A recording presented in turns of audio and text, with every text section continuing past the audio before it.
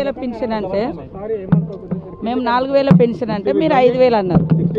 మేము రైతు బంధు 15000 అంటే టీఆర్ఎస్ 16000 అన్నారు. అంటే ప్రతిదానికి మేము 500 గ్యాస్ సిలిండర్ అంటే వాళ్ళు 400కే ఇస్తాం. అదే అంటున్నా.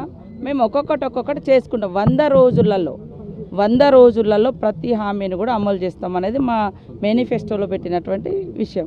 అదే కాకుండా ఇప్పుడు ఏంటంటే వాళ్ళ యొక్క డొల్లతనము, వాళ్ళ యొక్క లోపభూయిష్టమైనటువంటి పరిపాలన ప్రజలకు తెలుస్తుంది కాబట్టి ఎదురుదాడి చేసేయటం. ప్రజలు ఎవరు ఇంకా ప్రశ్నించే, ఎందుకంటే ప్రజలు ఆలోచిస్తున్నారు ఏం జరిగిందో అసలు బయటికి రావాలి ఇన్నాళ్ళు, దాని మీద ఈ ప్రభుత్వం ఎలా రియాక్ట్ అవుతుంది అనేది కూడా చూస్తూ ఉన్నారు.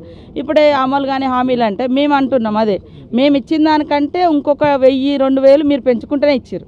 మరి మీరు ఎట్లా అమలు చేస్తాం అనుకొని హామీ ఇచ్చారు? అందుకనే అంత తొందరపాటు వద్దు. తప్పకుండా ప్రజలకు ఇచ్చినటువంటి ప్రతి హామీని కాంగ్రెస్ పార్టీ అమలు చేస్తుంది. కానీ కేటీఆర్ గారికి చూస్తే పాపం అధికారం పోయిందనేటువంటి ఆ యొక్క బాధ చాలా వెంటాడుతున్నట్టుగా స్పష్టమవుతుంది. ప్రజలందరూ సంతోషంగా ఉన్నారు.